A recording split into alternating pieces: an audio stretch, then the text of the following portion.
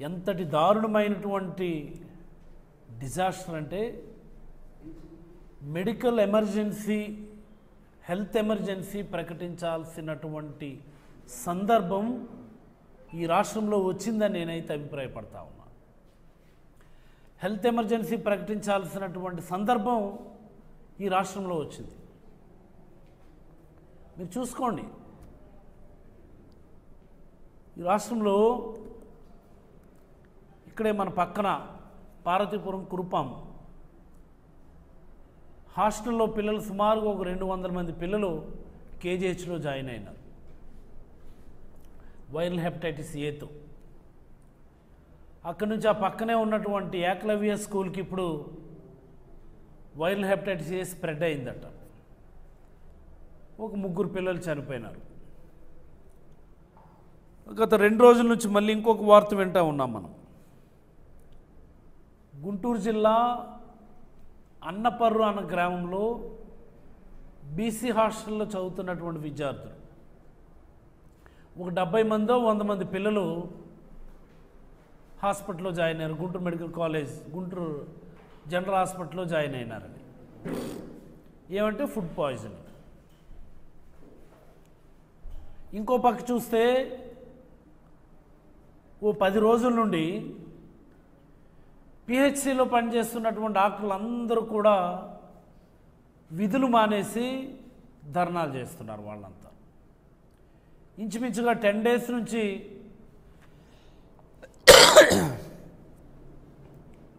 ఇది కంటిన్యూ అవుతుంది. ఒక 10 రోజుల నుంచి పిహెచ్సి మెడికల్ ఆఫీసర్స్ అందరూ కూడా ధర్నాలు చేస్తున్నారు. వాళ్ళంతా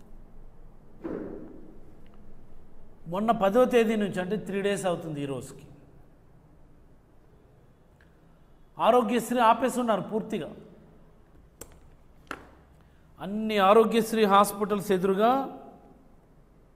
ఇదిగోండి ఈ మాదిరి బోర్డులు పెట్టేశారు. అన్ని హాస్పిటల్స్ ఎదురుగా ఈ మాదిరి మీరు చూడొచ్చు. అన్ని హాస్పిటల్స్ ఎదురుగా కూడా ఈ మాదిరి బోర్డులు పెట్టేశారు. నేను కొన్ని సరదాగా సేకరించాను. ఏ హాస్పిటల్స్ ఎదురుగా పెట్టినారు ఏంటి కదా అనేది. అన్ని హాస్పిటల్స్ ఎదురుగా ఈ మాదిరి బోర్డులు పెట్టేశారు. 10వ తేదీ నుంచి మేము ఆరోగ్యశ్రీ మరి అమలు చేయలేము అని.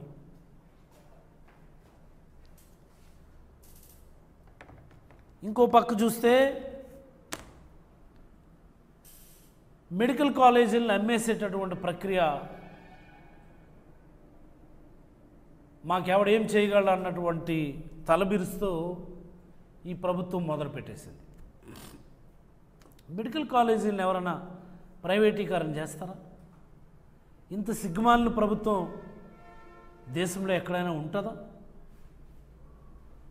రాక వచ్చినటువంటి ఒక గొప్ప అవకాశం చంద్రబాబు నాయుడు గారు. చెప్పుకోపోని నేనే ఈ కాలేజీలు మొదలుపెట్టానని గొప్పగా చెప్పుకోండి. మీరు ఎవడొద్దన్నాడు? ఇప్పుడు మొదలు కాని కాలేజీల్ని నిర్మాణాలని నిరాటంకంగా కొనసాగించి ఆ క్రెడిట్ మీరు తీసుకోండి, ఎవరొద్దన్నారు? ఇదేంటిది? పాపం ఇది. పక్కనేమో మెడికల్ కాలేజీల అమ్మకం. ఈ మాదిరి చూసుకుంటే ఈ రాష్ట్రంలో మెడికల్ అండ్ హెల్త్ రంగం అన్నటువంటిది పూర్తిగా నిర్వీర్యం అయిపోయింది. 108 కనబడడం లేదు, 104 కనబడడం లేదు. ఫ్యామిలీ ఫిజిషియన్ కాన్సెప్ట్ అంటే మర్చిపోయారు. అసలు ఈ రాష్ట్రంలో మెడికల్ అండ్ హెల్త్ రంగం అన్నటువంటిది పూర్తిగా పడకేసి హెల్త్ ఎమర్జెన్సీ ప్రకటించేటటువంటి సమయానికి చేరుకుందని నేనైతే అభిప్రాయపడతా ఉన్నాను.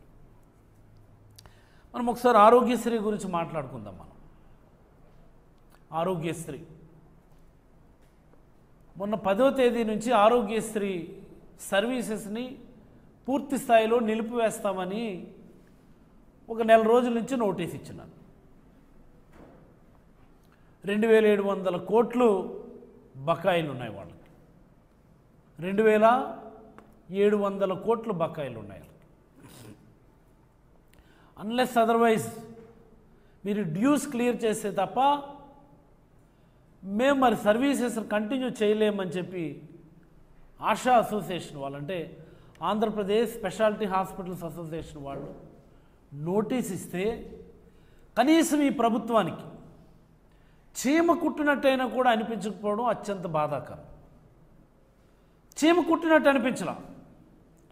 మొన్ననే క్యాబినెట్ సమావేశం అయింది కదా, క్యాబినెట్ సమావేశం దేనికి పెట్టుకుంటారు? ఎంతసేపు ఈ క్యాబినెట్ సమావేశంలో ఎవడికి భూములు ఇవ్వాలా,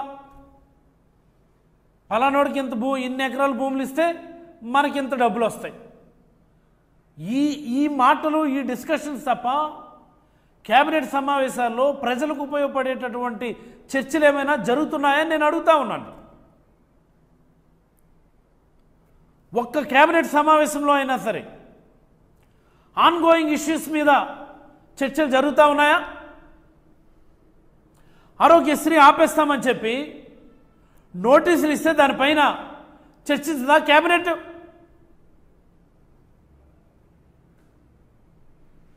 కంటింజెన్సీ మెజర్స్ ఏంటనేది ఆలోచించరా?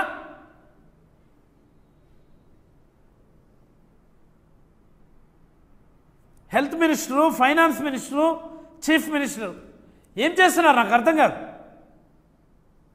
చీమకుట్టినట్టయినా ఉందా మీకు? కనీసం హెల్త్ మినిస్టర్ ఉన్నావు నువ్వు, గాడిదలు కాస్తున్నారా మీరు? క్యాబినెట్ సమావేశాలు అడగాలా లేదా మీరు? ఈ రకమైనటువంటి ఇబ్బందులు అవుతున్నాయి, దాని సంగతి ఏంటో మీరు తేల్చండి ముఖ్యమంత్రి గారు. ఫైనాన్స్ మినిస్టర్ ఇక్కడే ఉన్నారు, అదేంటో మాకు చెప్పండి అని అడగాల్సినటువంటి బాధ్యత ఉన్నదా లేదా నేను అడుగుతాను హెల్త్ మినిస్టర్కి. నేను మీడియా ముందుకు వచ్చి చిల్లర మాటలు మాట్లాడుతూ ఉంటారు ఈ రాష్ట్రంలో ఉన్నటువంటి హెల్త్ మినిస్టర్. చిల్లర మాటలు అన్నీ కూడాను ఎంత దౌర్భాగ్యమైన మాటలు మాట్లాడుతుంటారంటే, మొన్న ఎప్పుడు అంటాడు మెడికల్ కాలేజీలు కట్టడానికి మొత్తంగా ఖర్చు పెట్టిందట 212 కోట్లట. మేము మంచిదే, ఏదో చెప్పే ఒక ఫిగర్ అనుకుందాం పోనీ. వెంటనే అంటాడు ప్రతి మెడికల్ కాలేజీ దగ్గర 100 కోట్ల లంచం తీసుకున్నారు అంటాడు. ఎక్కడన్నా పొంతను ఉన్నదా? బుర్రా బుద్ధి ఉండక్కర్లేదా? 212 కోట్లు ఎంతో కేటాయింపులు చేసామట, 100 కోట్లు లంచం తీసుకున్నామట. కేటాయింపులే అంత లేకుండా లంచం ఇచ్చేస్తాడు ఎవడైనా? అన్నట్టు 8,000 కోట్లు కేటాయింపులు చేసి ఒక్కో కాలేజీ నుండి 100 కోట్లు లంచం తీసుకున్నారంటే ఏదో పోనీ అర్థం చేసుకోవచ్చు ఎవడైనా. నువ్వు బుర్రా బుద్ధి ఉండక్కర్లేదు అసలు. పనికిమాలిన మాటలు మాట్లాడడానికి నీకేమో హెల్త్ మినిస్టర్, చిల్లర మాటలు మాట్లాడడానికి హెల్త్ మినిస్టర్. ఆరోగ్యశ్రీ ఆపేస్తున్నారని క్యాబినెట్ సమావేశాలు అడగాల్సినటువంటి బాధ్యత లేదా? దేనికి క్యాబినెట్ సమావేశాలు పెట్టుకుంటున్నారు మీరు? ఇప్పటికీ యూరియా ఆ భాగవతం క్లియర్ అవ్వలేదు, కనీసం దానిపైన చర్చించారా? హాస్టల్ విద్యార్థులు ఇంతమంది చనిపోతున్నారు, ఓ చిన్న క్యాబినెట్ సబ్ కమిటీ వేసి ఈ రాష్ట్రంలో ఉన్నటువంటి హాస్టల్స్ అన్నిటి పరిస్థితి ఏంటో ఒకసారి చెక్ చేద్దాం అన్నటువంటి ఇంగిత జ్ఞానం ఉండక్కర్లేదా? ప్రభుత్వాన్ని రన్ చేస్తున్నారు ఏంటిది నాకు అర్థమవుతుంది అసలు. 2700 కోట్లు డ్యూస్ పెట్టుకొని మరి 16 నెలల కాలంలో మీరు చేస్తున్నది ఏంటి అసలు? మెడికల్ అండ్ హెల్త్ రంగానికి చేస్తున్న కేటాయింపులు మీరు దేనికి ఖర్చు పెడుతున్నారు? మీరు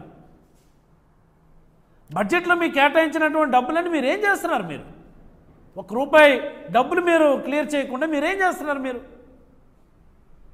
ఏంటి అన్యాయం ఇది? మీ డిపార్ట్మెంట్కి చేసినటువంటి కేటాయింపులకి మీరేం చేస్తున్నారని నేను అడుగుతా ఉన్నాను. This is my straight forward question. ఏమనంటే మేము ఆరోగ్యశ్రీ ఆపేస్తాము, ప్రైవేట్ ఇన్సూరెన్స్ కంపెనీలకు ఇచ్చేస్తాం మేము అనుకొని మాట్లాడుతున్నారు. నేను అడుగుతా ఉన్నా ఈరోజు నేను ఈ రాష్ట్ర ముఖ్యమంత్రి గారికి, ఫైనాన్స్ మినిస్టర్ గారికి,